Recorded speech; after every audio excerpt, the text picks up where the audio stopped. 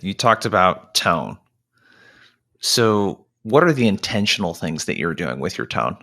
You mentioned low DJ voice, like Chris Voss style stuff. Like, what are you doing intentionally with your tone? Never split the difference. The tone. This is what's challenging for me, because a sign of a great salesperson that correlates to a leader, they're able to teach a scalable process. Whereas when I say tone, it's almost intangible in a way. And when I say use the right tone, I think that can mean a different thing for me than it means for you, based on your voice, based on how you speak, based on how you operate.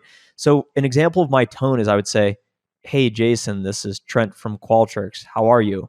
So I'm not necessarily trying to sound like someone I'm not. I'm trying to speak like I'm speaking with a friend in a way, but almost just but keep it professional in a way. So I wish I had a more articulate way of saying, you want to use an upward inflection at this point in the thing, and then downward inflection there. So it's really more of a what feels right for you, just so people are agreeable enough to hear you out.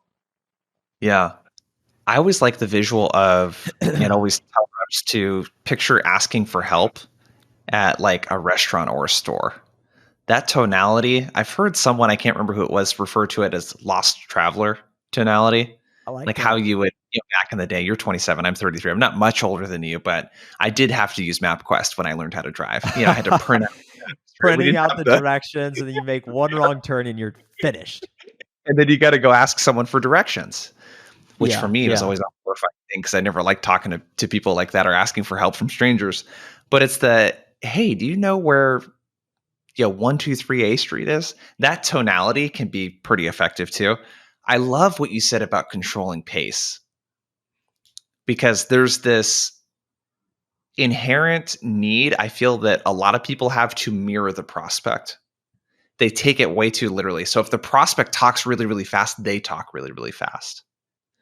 And if I'm hearing you correctly, you just keep your normal tone. No matter how rushed the prospect sounds, I'm still going to talk in my normal tone like this.